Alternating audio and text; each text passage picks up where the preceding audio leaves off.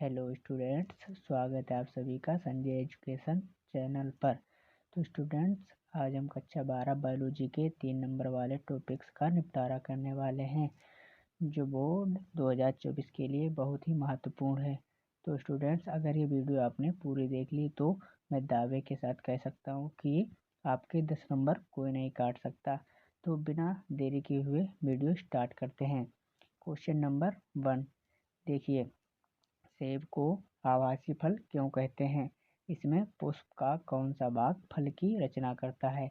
Answer देख लीजिए। निषेचन के बाद अंडाशय से फल का निर्माण होता है, वह पुष्प के शेष अंग झड़ जाते हैं। ऐसे फल को सत्यफल कहते हैं। दूसरा पॉइंट देख लीजिए। लेकिन यदि फल का विकास अंडाशय से न होकर पुष्प के किसी अन्य भाग से होता है, ऐसे फल को आवासीय फल कहते हैं। इसमें पुष्पासन फल की रचना करता है।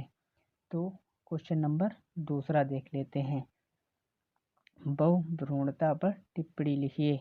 ये बोर्ड 2024 के लिए बहुत ही इम्पोर्टेंट है। देखिए, जब किसी एक बीज में एक से अधिक भ्रूण विकसित होते हैं तो इस प्रक्रिया को बहुभ्रूणता कहते हैं।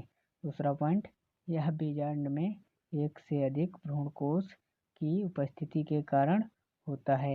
एग्जाम्पल के लिए लिख सकते हो पाइनस और संतरा। ये देख लिए, ये ज़्यादा ही इम्पोर्टेंट एक पॉइंट है लास्ट वाला। एंटोनी वान ल्यूवेनहॉक ने संतरे में बहुभ्रूणता की खोज की थी। ये 1 मार्क्स में आपको पूछ सकता है। तो बिना देरी के हुए आगे का टॉपिक निपटाते हैं। हमारा तीसरा क्वेश्चन है, दोहरा निषेचन पर टिप्पणी लिखिए। इसका आंसर देख लीजिए। पराग नलिका में 2 नर केंद्रक नरयुग्मक की तरह कार्य करते हैं तथा भ्रूणकोश में पहुंचने के बाद एक नर युग्मक अंडकोशिका से निषेचित हो जाता है तथा दूसरा नर युग्मक द्वितीय केंद्रक से निषेचित हो जाता है। अर्थात यहाँ पर एक ही भ्रूणकोश में 2 बार निषेचन होता है। इस प्रक्रिया को दोहरा निषेचन कहते हैं। तो हम अगले टॉपिक की ओर बढ़ जाते हैं। ये रहा हमारा क्वेश्चन नंबर 4। आवर्त चक्र क्या है? आवर्त चक्र का कौन से हार्मोन नियमन करते हैं? इसका आंसर देख लीजिए। पहला पॉइंट है, मादाओं में अंडाणु निर्माण 28 दिन के चक्र में होता है, जिसे आवर्त चक्र या मासिक चक्र या ऋतुस्राव कहते हैं। प्रत्येक स्त्री में यह 12 से 13 वर्ष की उम्र में प्रारंभ हो जाता है तथा 45 से 55 वर्ष की आयु में खत्म हो जाता है। यह चक्र अंडाशय में अंडाणु निर्माण को दर्शाता है तथा इसके प्रारंभ होने के साथ ही मादा गर्भधारण में सक्षम होती है। दूसरा पॉइंट, आवर्त चक्र का नियमन करने वाले हार्मोन LH तथा FH हार्मोन हैं। देखिए क्वेश्चन नंबर 5। चिकित्सीय सगर्भता समापन से आप क्या समझते हैं? पहला पॉइंट है, यह एक ऐसी प्रक्रिया होती है जिसमें गर्भ अवधि पूर्ण होने से पहले ही गर्भपात करा दिया जाता है। यह प्रक्रिया प्रथम तिमाही तक ही सुरक्षित होती है।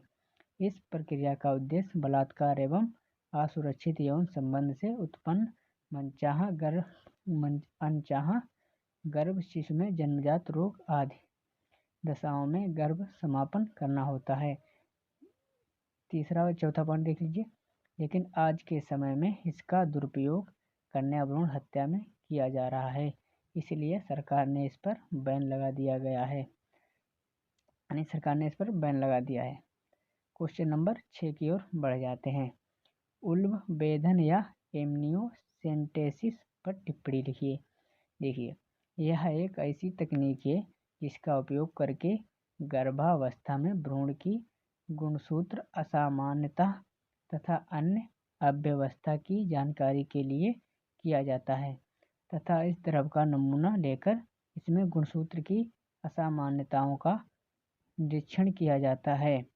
यह नमूना गर्भाशय से एमनियोटिक द्रव को इंजेक्शन के माध्यम से निकाला जाता है। इसके द्वारा लिंग की भी जांच होती है।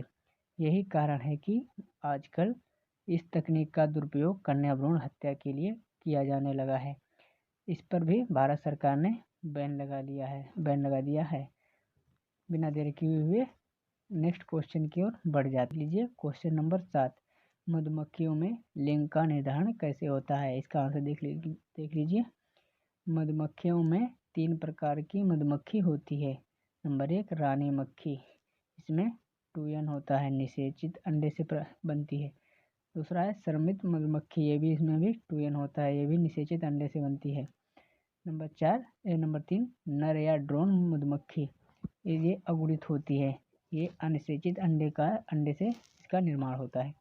देख लीजिए, रानी मधुमक्खी का विकास निषेचित अंडे से होता है। श्रमिक मधुमक्खी का विकास भी निषेचित अंडे से होता है, जबकि नर मधुमक्खी का विकास अनिषेचित अंडे से होता है। रानी मधुमक्खी और नर मधुमक्खी का काम सिर्फ संतान उत्पन्न करना होता है, जबकि श्रमिक मधुमक्खी का काम फूलों से शहद इकट्ठा करना होता है। श्रमिक मधुमक्खी में लैंगिक अंग अविकसित होते हैं। तो अगले क्वेश्चन की ओर बढ़ जाते हैं। यह रहा हमारा क्वेश्चन नंबर 8, डाउन सिंड्रोम किसे कहते हैं? इसे मंगोली जड़ता क्यों कहा जाता है? आंसर देख लीजिए। जब गुणसूत्र की संख्या में अनियमितता होती है, अर्थात गुणसूत्र की संख्या 46 की वजह 47 हो जाती है, तो इसके कारण उत्पन्न रोग को डाउन सिंड्रोम कहा जाता है। ऐसे व्यक्ति का सिर गोल, होठ नीचे की ओर लटका हुआ, त्वचा खुरदरी, आंख तिरछी तथा मुंह हर समय खुला रहता है। ये मंदबुद्धि के होते हैं तथा इस रोग से पीड़ित व्यक्ति मंगोली की भांति दिखाई देता है। इसी कारण इसे मंगोली जड़ता भी कहा जाता है। इसकी संख्या कितनी 46 के स्थान पर 47 हो जाती है, समझे। अब क्वेश्चन नंबर 9 की ओर बढ़ जाते हैं। अवशेषी अंग क्या है? मनुष्य के किन्हीं 2 अवशेषी अंगों के नाम लिखिए। इसका आंसर देख लीजिए। जीवधारी के पूर्ण कालिक क्रियाशील अंग जो जीवधारी द्वारा उपयोग न किए जाने के कारण अवशेषी हो गए एवं भविष्य में समाप्त हो जाएंगे, ऐसे अंगों को अवशेषी अंग कहते हैं। मनुष्य में पाए जाने वाले कुछ अवशेषी अंग इस प्रकार हैं, जैसे कर्णपल्लव, पेशियां, शरीर पर बाल, अक्कड़, दाढ़, कृमिरूप परिशेषिका आदि। तो अगले क्वेश्चन की ओर बढ़ जाते हैं। ये रहा हमारा क्वेश्चन नंबर 10, डीएनए फिंगरप्रिंटिंग पर टिप्पणी लिखिए।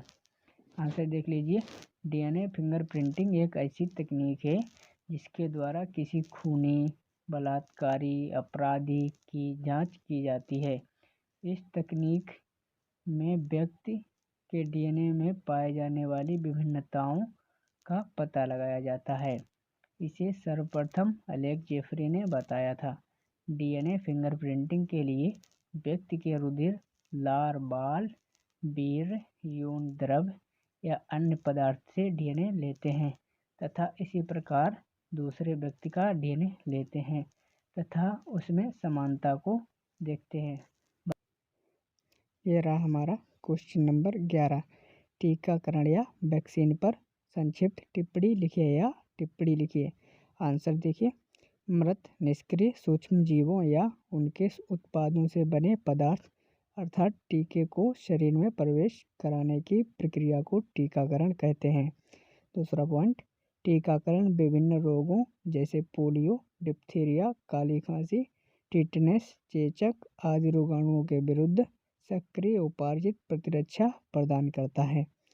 टीका स्मृत बी तथा टी कोशिकाएं बनाते हैं जो रोगजनक को शीघ्र ही पहचान लेते हैं तथा उन्हें नष्ट कर देते हैं। नंबर 3 पॉइंट, इसकी खोज एडवर्ड जेनर ने चेचक के विरुद्ध प्रतिरक्षण कर्मक के रूप में प्रयोग किया था। इन्हें प्रतिरक्षा विज्ञान का जनक कहा जाता है। तो स्टूडेंट्स, अगर ये वीडियो आपको अच्छे लगे तो प्लीज़ लाइक, शेयर, सब्सक्राइब कर दीजिएगा। मिलते हैं नेक्स्ट वीडियो में, तब तक के लिए बाय बाय।